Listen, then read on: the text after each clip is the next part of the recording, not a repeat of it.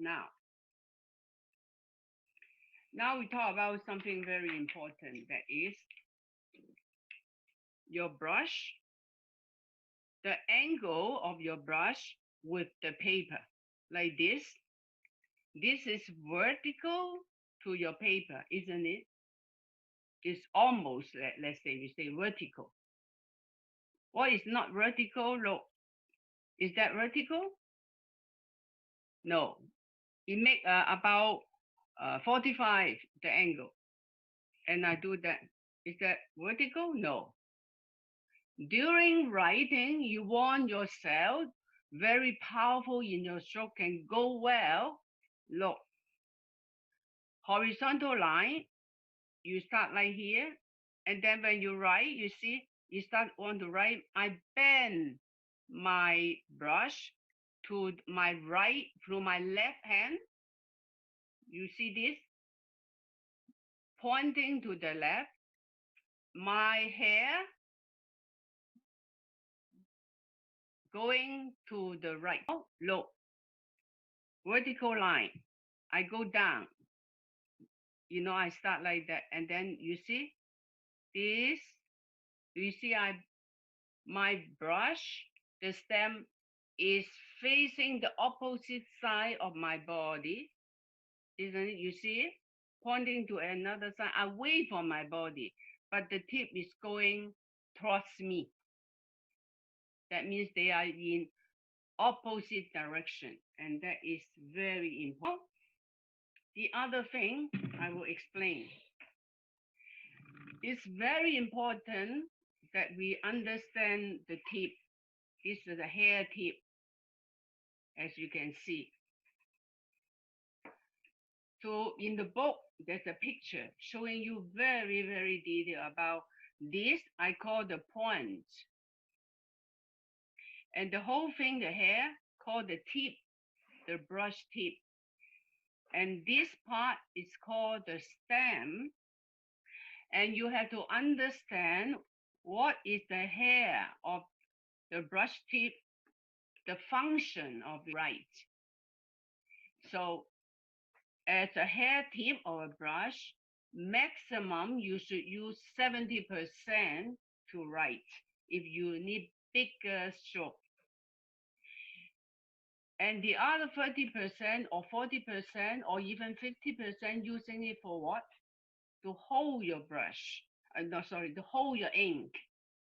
When you hold the ink in your brush there, that means when you press the hair, the ink will come down to fall down to the paper properly, not expand too much. Understand that? The other thing, when you understand how to use your brush, that means not doing that. Now I'm very powerful, of course. You're using the stem to support the hair. And what happened? You always do like that, and many people do like that. You never feel weak, and you don't need to do like this with your slanting brush. You don't need to do that because you're always so powerful. You look at that. Look at your brush being really worn out. The hair will tore out. It's handmade brush, even now. Okay, tore out a lot. And then, anyway, you cannot do any elegant, we call a stroke, Using your point, this is your point, to write. So you will say, oh, the point is very small. So I always have very thin stroke like thread. No.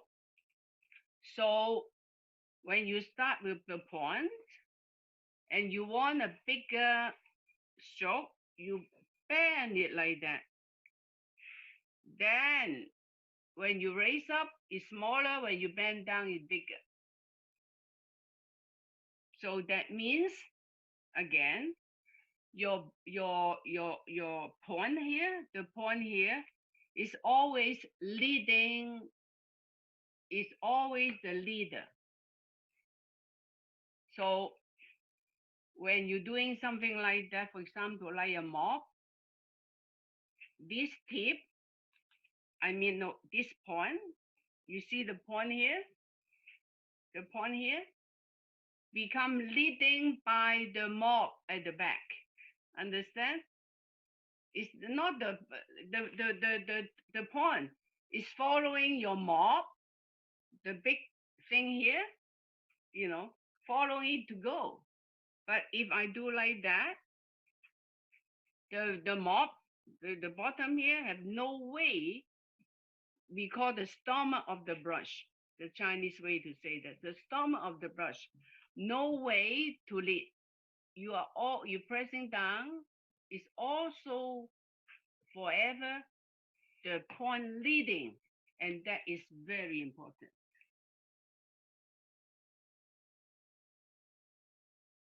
Prepare your brush to write. First, of course, you need ink.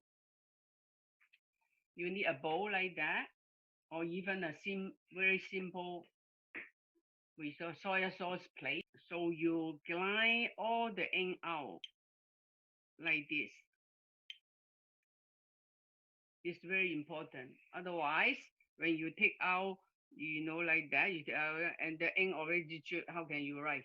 Don't forget our sheet for horizontal lines. So if my paper is there, I have to do like that. You understand? My body already on my table.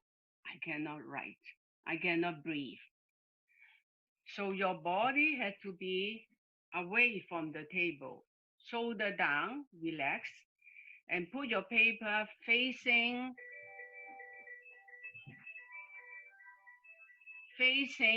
yourself comfortably. So I write here. So I move down a bit. And I have a pillow wrist, or we call arm. So it's better, the maximum is 2 to 3 inch. So I start here, put my left arm, the hand down, and I start to write, and I'm here. You see, I don't push too much, the ink doesn't expand. I can stay my point there for a while, and then now I prepare my stem pointing to my left arm. And I go that, and I raise up. So you will find I have something like called a broken white line on. Do you see that? It's dark and here right, because my brush is too dry.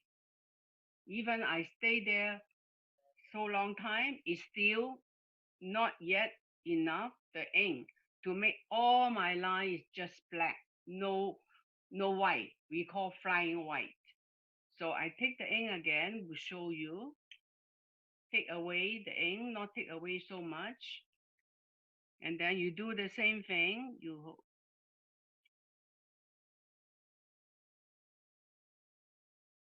Now you see I'm moving, is my arm, my forearm. It's all black, understand? So you understand how much ink you take to do it, and I want it very big, so I bend more.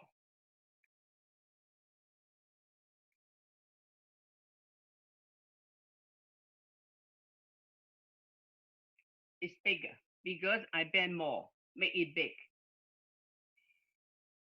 So vertical line the same.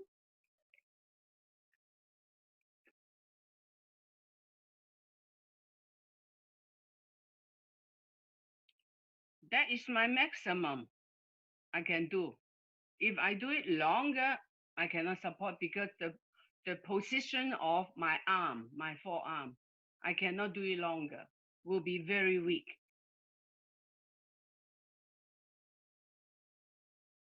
Line like that big, about 2.5 inch. So you start here and you go through here at the end. So how to do this? Do I write like this? If I write like this, look at my stem. I already start with like people used to write like this. You already start like a mob. That's finished. Even here, you want, oh, can I, now that your arm will be very weak. You don't do that. So that means in the beginning, very beginning, you already do a hidden stroke. What is called hidden stroke? Have everybody know? Old student, you all know how to using a hammer. I tell you many times. Even you are a girl, you never use a hammer. But I give you a hammer. Automatically by your born subconscious, I don't know, you will hold the hammer like you go up first, isn't it? You want to put the nail down here, isn't it? But you will hold it like that and bang, and make your nail go into the wood, isn't it? No one, I never hold a hammer before.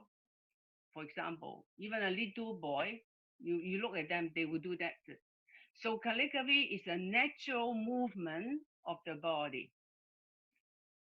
That means if you want to have enough energy, like a hammer, down, you can push the nail down.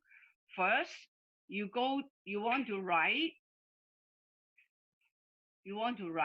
to the right. Your direction is to the right, but look, you go to the left first. Understand? You put yourself like that. Look at my stem.